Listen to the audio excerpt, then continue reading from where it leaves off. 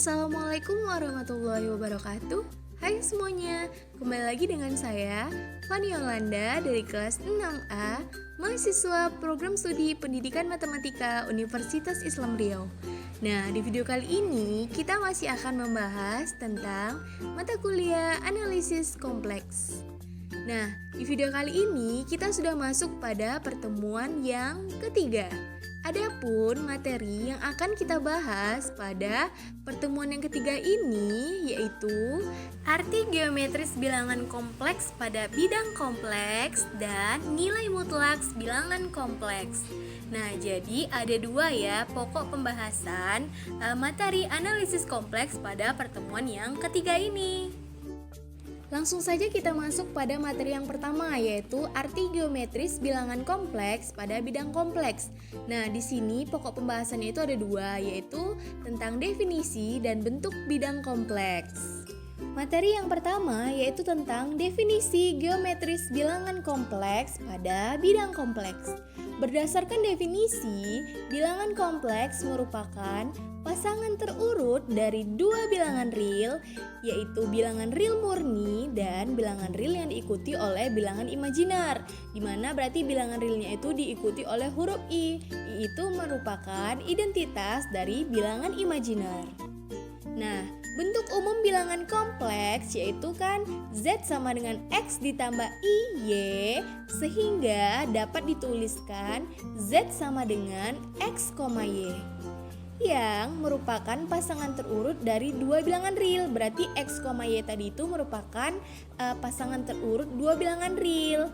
Maka Z dapat digambarkan secara geometris dalam koordinat kartesius sebagai titik X, Y. Dengan demikian berarti semua bilangan kompleks itu dapat terwakili oleh semua titik pada bidang kartesius.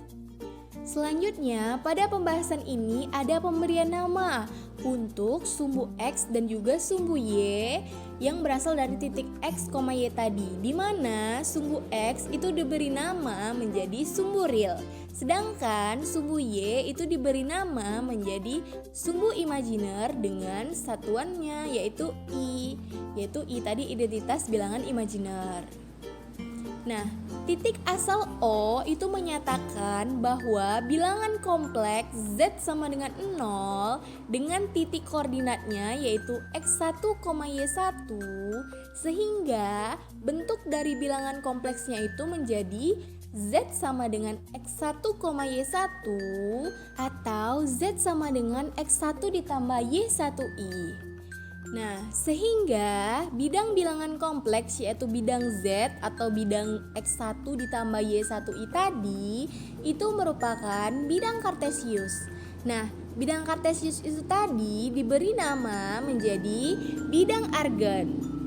Sekarang kita masuk pada pembahasan yang kedua yaitu bentuk bidang kompleks, di mana seperti yang terlihat itu ada gambar yang terdiri dari sumbu X dan juga sumbu Y, di mana sumbu X tadi disebut dengan sumbu real dan sumbu Y itu disebut dengan sumbu imajiner. Nah, titik O itu merupakan titik 0,0. Nah, jika kita hubungkan titik asal yang 0,0 dengan titik X, Y, maka terbentuklah vektor, sehingga bilangan kompleks Z sama dengan X ditambah Y atau yang berasal dari titik X, Y dapat dipandang sebagai vektor Z. Nah, jadi kita bisa hubungkan ya dari titik 0,0 yang di bawah itu ke atas antara titik temu titik X dan titik Y menjadi Z sama dengan X1 ditambah Y1. Selanjutnya di sini ada arti geometris dari operasi penjumlahan dan pengurangan bilangan kompleks. Nah, secara geometris itu tuh serupa dengan operasi penjumlahan dan pengurangan pada vektor. Nah, untuk lebih jelasnya mengenai arti geometris dari bilangan kompleks pada operasi penjumlahan itu di mana Z1 ditambah Z2 dan operasi pengurangan Z1 dikurang Z2 itu bisa dilihat pada gambar. Nah, Pada gambar yang pertama itu merupakan operasi penjumlahan di mana ada titik temu antara Z1 ditambah Z2. Nah, Z1-nya itu berasal dari titik X1 dan Y1. Berarti titik temu antara X1 dan Y1. Sedangkan Z2-nya itu merupakan titik temu antara X2 dan Y2. Nah, kemudian dihubungkan antara titik temu Z1 dan Z2 sehingga terbentuklah operasi penjumlahannya tadi di mana Z1 ditambah Z2 dan seperti itulah bentuk dari geometrisnya. Nah, yang sebelahnya lagi itu merupakan operasi pengurangan di mana juga terdapat titik temu antara Z1 dan Z2 di mana Z2-nya itu bernilai negatif karena Z1 dikurang Z2, maka dari itu diambil Z2-nya itu di garis bilangan yang dibawa pada sumbu Y. Sekarang kita masuk ke contoh dari bentuk geometris bilangan kompleks pada bidang kompleksnya. Di sini ada dua contoh di mana kita diminta untuk menentukan secara analitis dan secara grafis atau secara geometrisnya. Nah, soalnya itu yang A ada 2 ditambah 3i ditambah 4 dikurang 5i. Berarti ini bentuk umumnya Z1 ditambah Z2 ya, dimana Z1-nya itu 2 ditambah 3i dan Z2-nya itu 4 dikurang 5i. Nah, secara analitis berarti kita hanya tinggal menjumlahkannya secara manual atau menggunakan seperti operasi penjumlahan pada yang sebelumnya. Hanya tinggal mengelompokkan bilangan real dengan bilangan real dan bilangan imajiner dengan bilangan imajiner. Sehingga 2 ditambah 3i ditambah 4 dikurang 5i itu sama dengan 2 ditambah 4 ditambah 3 dikurang 5i. Nah, sehingga hasil akhirnya itu menjadi 6 dikurang 2i. Nah, secara grafisnya itu seperti terlihat pada gambar.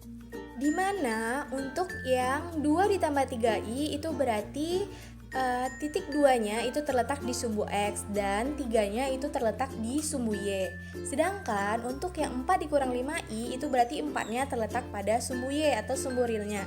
Sedangkan min 5i itu terletak pada sumbu Y-nya. Sehingga terdapat titik temu antara 2 ditambah 3i dan 4 dikurang 5i. Sehingga hasilnya tadi menjadi 6 dikurang 2i dan 6-nya terletak pada sumbu real dan min 2i itu terletak pada sumbu imajinernya. Lanjut pada contoh yang kedua di mana itu ada 3 dikali 1 ditambah 2i dikurang 2 dikali 2 kurang 3i. Nah, secara analitisnya berarti kita hanya tinggal mengalihkan 3 dikali 1 ditambah 2i, sedangkan 2-nya kita kalikan dengan 2 dikurang 3i. Nah, berarti itu hasilnya menjadi 3 ditambah 6i dikurang 4 dikurang 6i. Nah, berarti kita kelompokkan ya yang real dengan real dan imajiner dengan imajiner, sehingga didapatkan hasilnya itu menjadi min 1 ditambah 12i. Nah, seperti yang terlihat pada gambar, itu yang pertama soalnya ada 3 dikali 1 ditambah 2i, itu berarti 3 ditambah 6i. Nah, 3-nya itu dari sumbu realnya, sedangkan 6-nya itu dari sumbu imajinernya. Nah, untuk yang satunya lagi berarti 2 dikali 2 kurang 3i, itu berarti min 4 ditambah 6i. Nah, 4-nya itu terletak pada sumbu realnya, sedangkan 6-nya itu terletak pada sumbu imajinernya. Nah, kemudian titik ketemu antara Z1 dan Z2-nya tadi itu kita hubungkan sehingga didapatlah hasil dari Z1 dikurang Z2-nya yaitu min 1 ditambah 12i. Nah, min 1-nya itu terletak pada X-nya, sedangkan 12i-nya itu terletak pada sumbu imajiner Y-nya. Nah, sekarang kita lanjut pada materi yang kedua, yaitu tentang nilai mutlak bilangan kompleks. Nah, adapun pokok pembahasannya itu yang pertama ada definisi dan yang kedua itu ada teorema tentang sifat-sifat nilai mutlak pada bilangan kompleks. Nah, yang pertama itu ada definisi nilai mutlak pada bilangan kompleks. Jika Z sama dengan X ditambah IY itu merupakan bilangan kompleks, maka modulus dari Z itu ditulis dengan nilai mutlak Z. Nah, jika dituliskan itu menjadi nilai mutlak Z ya, namun jika diucapkan itu menjadi modulus Z.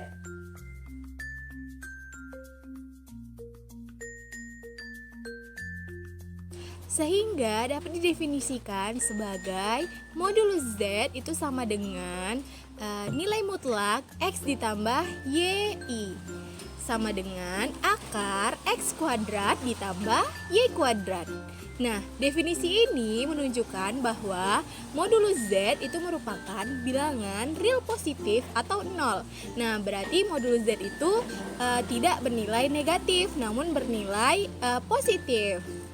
Nah, arti geometri modulus Z itu menyatakan panjang vektor X, Y yaitu jarak dari titik asal yang 0,0 terhadap titik Z, di mana titik Z yaitu tadi X, Y. Nah, seperti yang terlihat pada gambar itu ada garis yang menghubungkan antara titik asal 0,0 dengan titik temu antara X dan juga Y. Nah, X-nya tadi itu berasal dari sumbu real X dan Y-nya itu berasal dari sumbu Y yang sumbu imajiner. Nah, selanjutnya akibat dari definisi tersebut, jika Z1 itu sama dengan X1, Y1 dan Z2 itu sama dengan X2, Y2, maka modulus Z1 dikurang Z2 itu sama dengan akar X1 kurang X2 kuadrat ditambah Y1 dikurang Y2 kuadrat. Nah, berarti kalau ini sebelumnya itu ada modulus Z saja. Nah, kalau yang ini modulus Z1 dikurang Z2. Nah, kita hanya tinggal mengganti atau memasukkan nilai dari Z1 dan Z2-nya. Untuk menyatakan jarak antara titik Z1 dan Z2, kita lihat pada gambarnya, di mana itu ada titik awalnya yaitu titik O, itu titik 0,0. Nah, Z1 itu merupakan pertemuan antara titik X1 dan titik Y1. Sedangkan Z2 itu merupakan titik pertemuan antara X2 dan Y2. Maka dari itu, titik temu antara Z1 dan Z2 itu disebut dengan modulus Z1 dikurang Z2. Selanjutnya, ada definisi lain yang mengatakan bahwa apabila Z1 sama dengan X1, Y1 dan R merupakan bilangan real positif, maka modulus Z dikurang Z1 sama dengan R itu menyatakan lingkaran yang berpusat di titik Z1 sama dengan X1, Y1 dan berjari-jari R.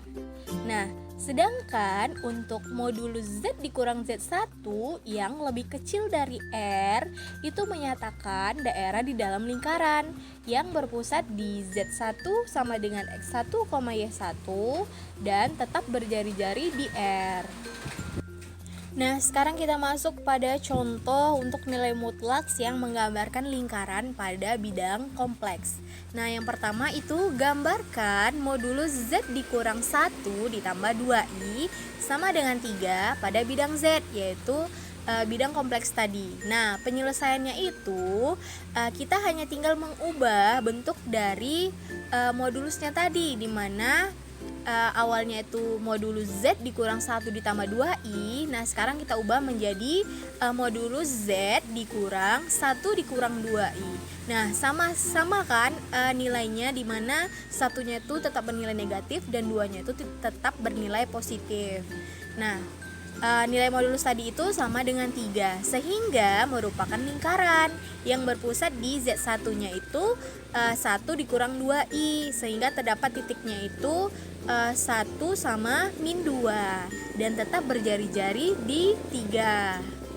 Nah, seperti yang terlihat pada gambar ya, di mana dinyatakan bahwa bentuknya itu merupakan lingkaran yang berpusat di 1, min 2. Nah, satunya itu terletak pada sumbu realnya atau sumbu X-nya, dan min 2-nya itu terletak pada sumbu imajinernya atau sumbu Y-nya. Nah, kemudian kita hubungkan dan terdapatlah titik temu antara 1 dan min 2. Nah, ini sesuai ya dengan definisi yang sebelumnya, itu jika modulus Z dikurang Z1 itu sama dengan R, berarti dia berbentuk lingkaran. Nah, sekarang kita lanjut pada contoh yang kedua, yaitu gambarkan modulus Z ditambah I lebih kecil dari 2 pada bidang Z. Nah, untuk penyelesaiannya sama seperti yang sebelumnya tadi ya, kita hanya tinggal mengubah tandanya tanpa mengubah nilai dari modulusnya. Yang mana awalnya itu modulus Z ditambah I lebih kecil dari 2. Nah, kemudian diubah menjadi modulus Z dikurang min I lebih kecil dari 2. Nah, I-nya sama-sama tetap bernilai positif kan? Nah, sehingga bentuk dari modulus tadi itu menyatakan daerah di dalam lingkaran yang berpusat di Z1, di mana Z1-nya itu sama dengan min I. Nah, jadi min I itu merupakan titik dari 0, min 1. Nah, min I itu berarti min 1, makanya titiknya itu menjadi 0, min 1 dan tetap berjari-jari pada 2.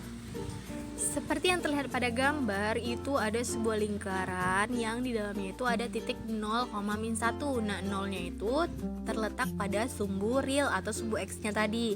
Sedangkan min 1-nya itu terletak pada sumbu imajiner atau sumbu Y-nya. Kemudian terdapatlah titik temu antara 0, min 1 dan 2 itu merupakan jari-jari dari modulusnya tadi. Seperti pada definisi sebelumnya, di mana modulus Z dikurang Z1 lebih kecil dari R itu menyatakan bahwa bentuk geometrisnya itu terletak di dalam lingkaran.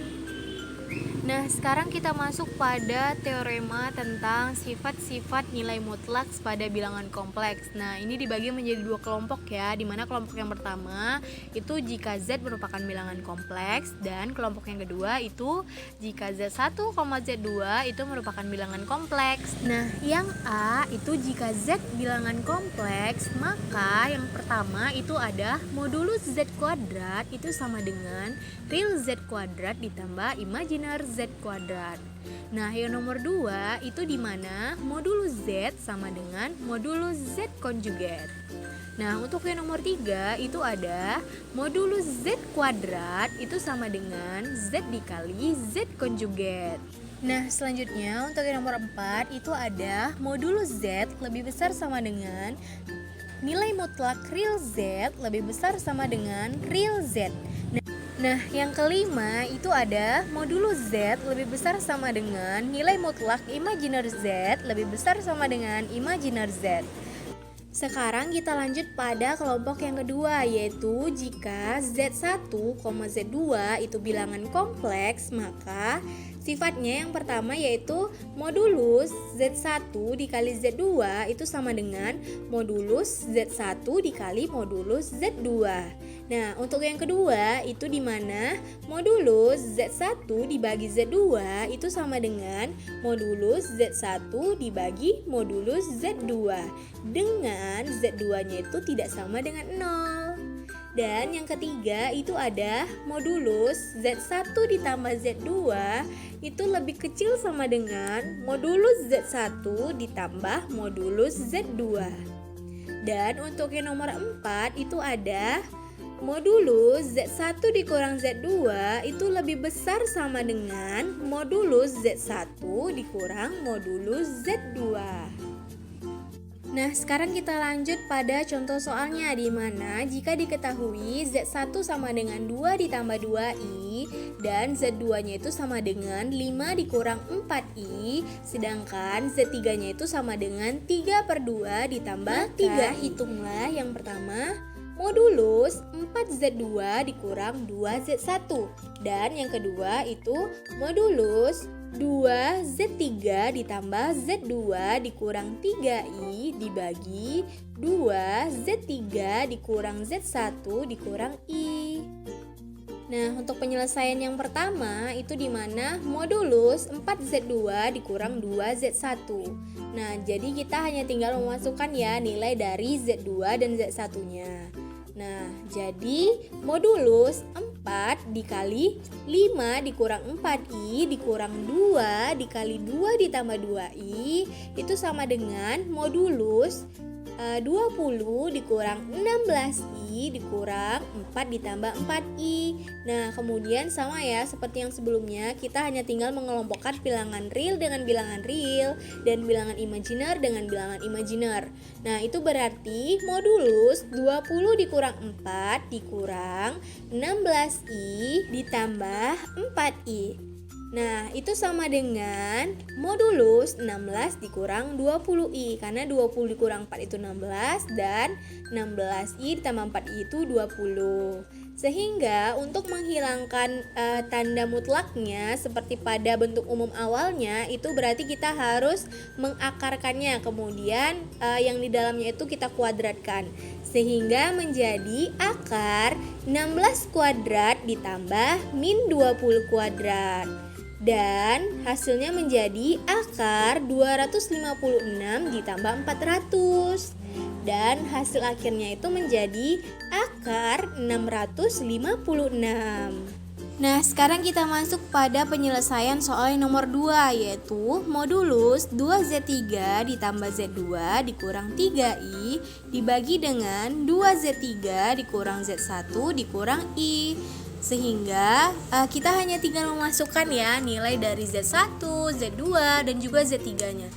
Sehingga setelah dimasukkan nilai dari Z1, Z2, dan Z3-nya itu menjadi modulus 2 dikali 3 per 2 ditambah 3I ditambah 5 dikurang 4I dikurang 3I dibagi dengan 2 dikali 3 per 2 ditambah 3I dikurang 2 ditambah 2I dikurang I.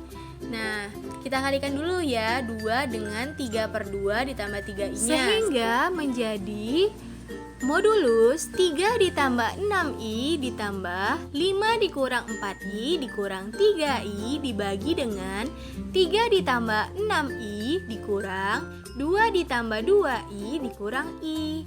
Nah, kemudian kita kelompokkan ya, yang real dengan real dan imajiner dengan imajiner. Nah, menjadi modulus 3 ditambah 5 ditambah 6i dikurang 4i dikurang 3i dibagi dengan 3 dikurang 2 ditambah 6i dikurang 2i dikurang i. Sehingga didapat modulus 8 ditambah min i dibagi dengan 1 ditambah 3i. Nah, dapat dituliskan menjadi modulus 8 dikurang I dibagi 1 ditambah 3I. Nah, untuk menghilangkan nilai mutlaknya, berarti kita harus mengakarkannya, kemudian yang dalamnya itu kita kuadratkan. Sehingga ditulis menjadi akar 8 kurang 1 itu kita kuadratkan dibagi dengan 1 ditambah 3 itu kita kuadratkan. Nah, sehingga menjadi berarti 8 dikurang 1 itu 7, sedangkan 1 ditambah 3 itu 4, berarti akar 7 kuadrat dibagi 4 kuadrat. Nah, menjadi akar 49 dibagi 16. Nah, 49 dibagi 16 itu kita dapat hasilnya akar 3,0625. Sehingga kalau dicari berdasarkan kalkulator itu hasilnya menjadi 1,75. Nah, seperti itu ya contoh soal dari nilai mutlak pada bilangan kompleks. Cukup sekian video yang dapat saya sampaikan. Lebih dan kurangnya saya mohon maaf. Semoga bermanfaat ya. Dan akhir kalam saya ucapkan Assalamualaikum warahmatullahi wabarakatuh. Selamat ketemu di video saya yang selanjutnya. Dadah.